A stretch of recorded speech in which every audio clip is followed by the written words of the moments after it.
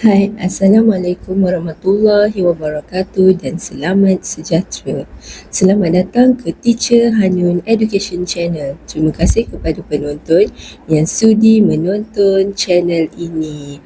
Okey, untuk tutorial pada kali ini, saya akan kongsikan bagaimana untuk menyambung penyambungan tertimbang Wheatstone dari segi komponen fizikal. Okey, kita akan menguji. Yang pertama sekali kita akan cuba bina tertimbang Wheatstone secara litar seimbang. Okey.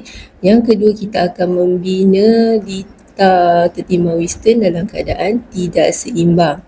Okey, yang ketiga, kita akan dapatkan nilai voltan pada setiap perintang sama ada dalam keadaan seimbang dan tidak seimbang. Jadi anda boleh membezakan antara nilai pengiraan teori dan juga nilai sebenar yang telah diukur pada litar yang telah dibina. Okey. Untuk pengetahuan anda, nilai pengiraan teori anda boleh cuba lihat pada video pembahagi voltan untuk dapatkan nilai voltan pada setiap perintang. Okey, secara teori. Okey. Jadi kita lihat pada skrin di mana skrin terdapat litar yang telah dilakarkan dalam bentuk teori dan saya akan terangkan satu persatu keadaan perintang tersebut. Pada papan breadboard, okey, untuk pengetahuan anda, pengaliran arus papan breadboard, jika anda perasan terdapat satu tulisan A, B, C, D, E, F, G, H, I, J. Jadi pengaliran arus ialah daripada atas ke bawah. Okey. Kemudian ada longkang dan kemudian daripada atas ke bawah. Jadi antara sebelah, okey, contoh daripada yang saya tunjukkan bersama dengan kiri dan kanan tidak ada sambungan ya. Ia tidak sama aliran arus seperti papan jalur. Okey, untuk papan breadboard dia punya pengaliran arus daripada atas ke bawah. Kemudian di bahagian bawah ialah daripada kiri terus ke kanan. Jadi ia akan maksudnya bertentangan lah daripada atas. Kalau atas dari atas ke bawah, tetapi belah bahagian bawah dan atas ialah daripada kiri ke kanan. Okey, kadang-kadang di antara senggat tiada sambungan, kadang-kadang ada yang ada sambungan. Jadi anda perlu cek multimeter dalam keadaan buat anda dalam keadaan baik atau tidak. Okey, antara senggat di antara sini, okey, atas dan bawah ni tidak ada sambungan. Ini pun longkang khas untuk IC. Okey, istilah yang kita mudah ingat ialah longkang. Jadi biasanya IC akan diletakkan di tengah-tengah. Kemudian bahagian sini juga tak ada sambungan ya. Okey, jadi anda perlu pakai jumper. Okey, saya akan terangkan kedudukan perintang yang ada pada litar tertimbang Wheatstone. Okey, yang pertama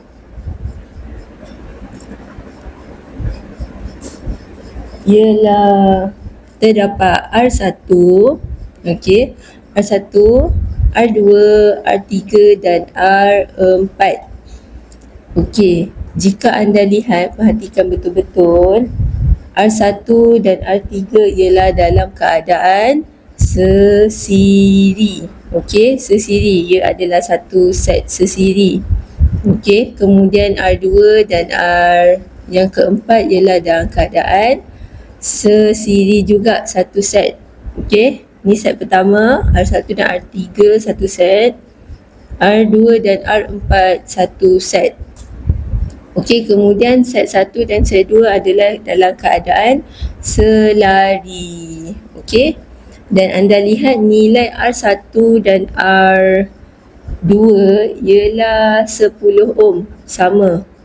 Kemudian R3 dan R4 ialah 47 ohm. Okey.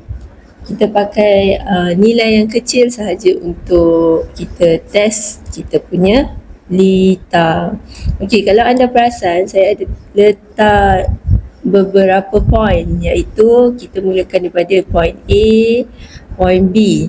Okey, untuk point A adalah persambungan atau percantuman di antara perintah R1 dan R3. Okey. Kemudian point B ialah sambungan di antara R2 dan juga R4. Okey, titik B di sini.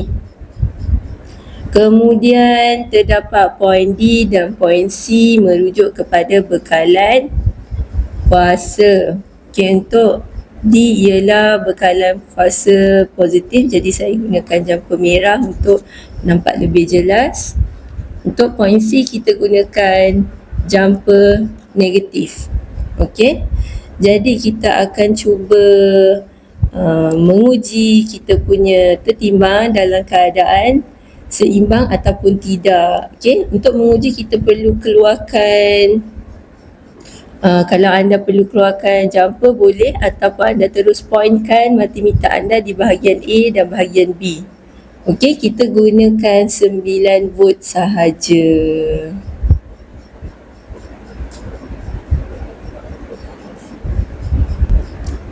Sebelum anda menguji, pastikan setiap perintah telah dicek dia punya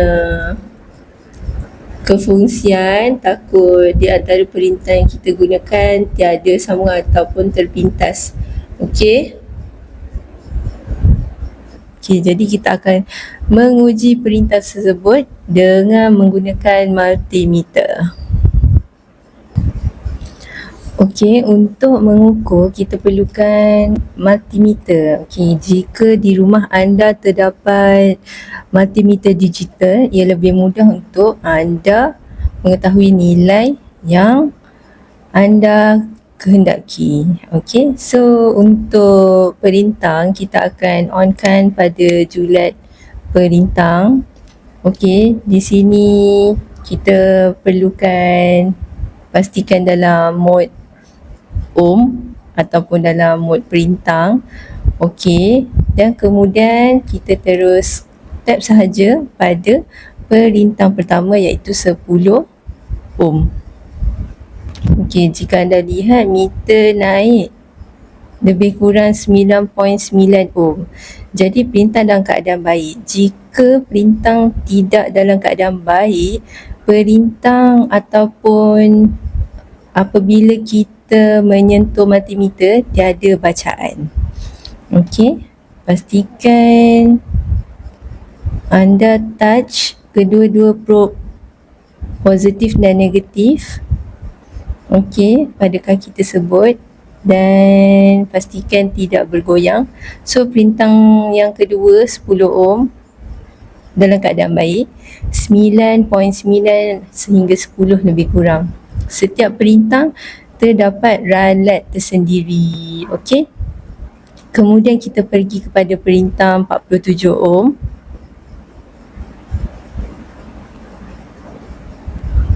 Okey. Bacaan menunjukkan 46.1 ohm. So dalam keadaan yang baik. Kemudian kita pergi kepada perintah seterusnya. 45.8. Okey, lebih kurang. So keempat-empat perintah tersebut dalam keadaan baik. Jadi anda catatkan bacaan setiap perintah. Jadi anda boleh labelkan R1 ialah 10 ohm, R2 10 ohm, R3 ialah 47 ohm dan R4 ialah 47 ohm. Okey, jika anda lihat di video, terdapat satu lita kecil saya telah sharekan sekali dalam video, jadi anda boleh lihat bagaimana untuk membina lita tertimbang Wheatstone. Okey. Jadi, kemudian anda perlu sambungkan lita tersebut pada breadboard anda.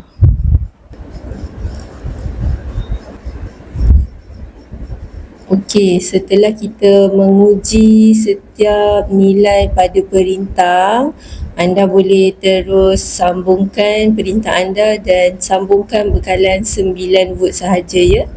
Okey, dan jangan lupa untuk setkan multimeter anda kepada mode voltan. Okey, mode voltan. Jadi multimeter anda boleh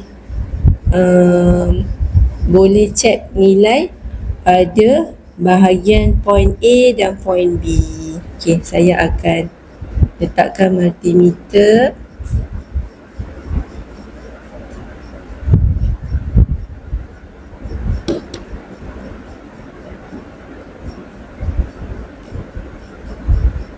Okey, nilainya sangat sedikit, lebih kurang 6 milivolt.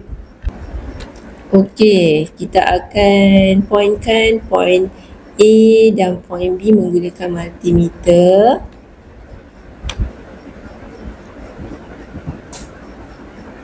Okey, jika anda lihat nilai pada point A dan point B ialah lebih kurang 0.005 volt ataupun 5 milivolt.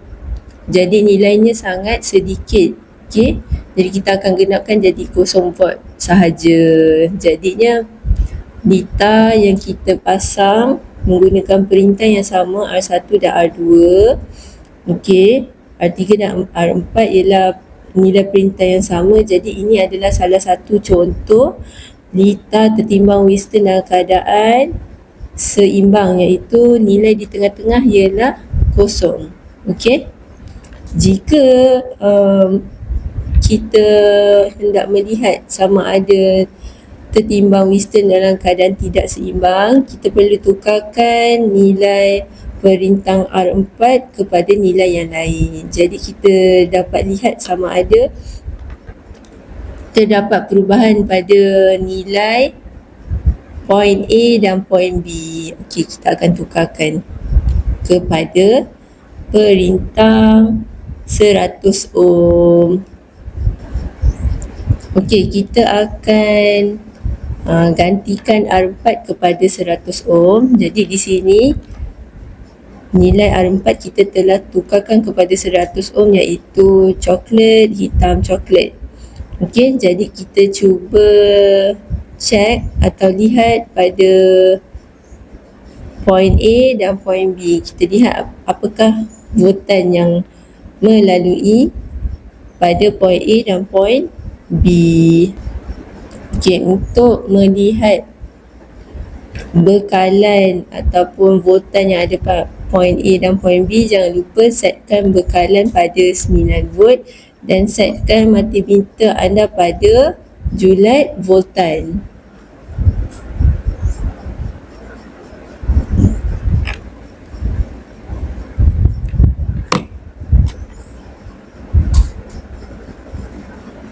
Okey, terdapat nilai 0.66 ataupun lebih kurang 1 volt ya.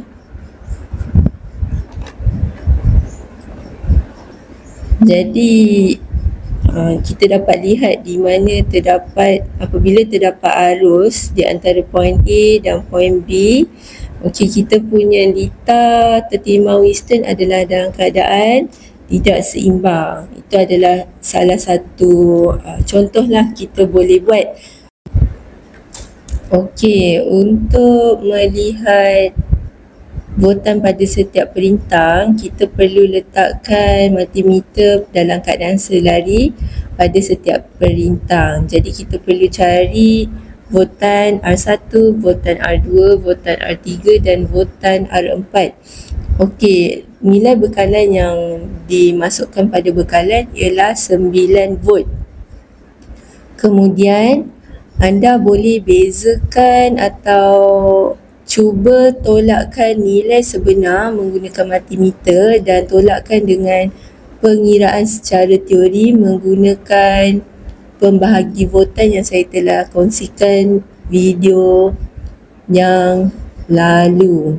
Okey, jadi kita akan cuba mengukur setiap perintang yang ada pada titah tersebut.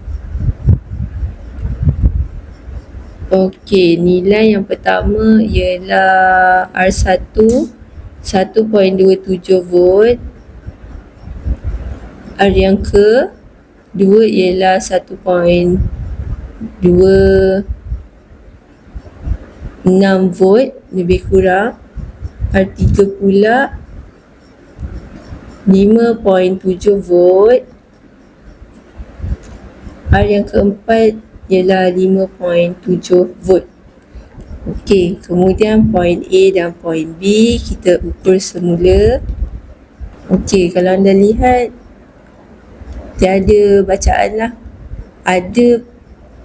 Ada tetapi sangat sedikit, 5 milivolt lebih kurang. Jadi kita gunakan kepada volt ialah 0 volt. Okey, jadi titah ini dalam keadaan seimbang. Okey, so kita cuba lihat pada keluaran output, kita boleh letakkan motor pada point A dan point B menggunakan motor DC 9 volt. Okey, kita akan buat dua keadaan di mana perintang 4 kita akan letakkan 100 ohm dan kemudian kita akan cuba gantikan R3 kepada 200 ohm.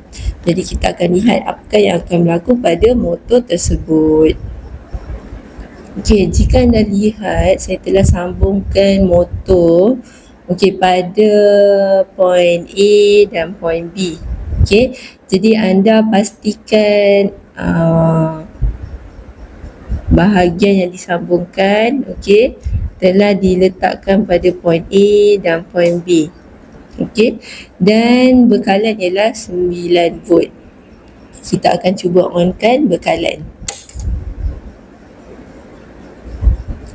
Okey, jika anda lihat motor sukar untuk bergerak kerana terdapat arus yang kecil pada bahagian point A dan point B. Jadi anda kena bantu motor tersebut untuk bergerak. Okey, jadi saya akan bantu motor tersebut untuk bergerak. Jadi jika anda lihat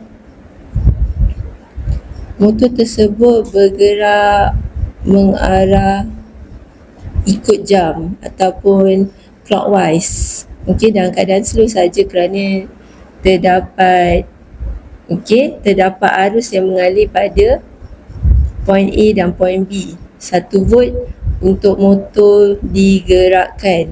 Okey, macam tertimbang piston yang tidak seimbang, kosong, tiada arus. Jadi disebabkan tiada arus, mungkin motor anda tidak boleh bergerak. Okey, so kita akan cuba lihat pada keadaan yang kedua di mana R3 kita akan gantikan kepada 220 ohm. Okey, tetapi keadaan motor adalah sama. Kita pasangkan wayar biru di bahagian A, wayar merah pada bahagian B. Jadi yang ini anda tidak perlu ubah, hanya gantikan perintang R3 kepada 220. Okey, R3 kita telah gantikan kepada 220 ohm. Okey, jika anda lihat pada bahagian R3, warna perintang ialah merah, hitam. Okey, jadi kita boleh setkan bekalan kuasa tinggi sedikit. Okey, bekalan kuasa anda boleh setkan pada 12 volt kerana aliran arus di sini mungkin akan lebih kecil jika kita letakkan beban ataupun terdapat perintang yang lebih besar. Okey, kita akan onkan. Okey, jadi sama seperti keadaan satu, motor perlu dibantu untuk bergerak supaya motor bergerak kerana arus yang lalu pada bahagian A dan B adalah sangat sedikit. Okey, Jadi anda boleh perhatikan di mana motor tersebut berpusing mengikut arah lawan jam. Okey. Jadi ini adalah dua keadaan yang anda boleh aplikasikan melihat sama ada keluaran pada point A, point B apabila anda menukarkan dua jenis nilai perintang di sini, R3 dan R4. Okey. Itu sahaja video yang ingin saya sampaikan. Diharap video kali ini bermanfaat kepada semua. Dan juga jangan lupa like, subscribe dan share channel saya. Dan terima kasih kepada semua. Goodbye.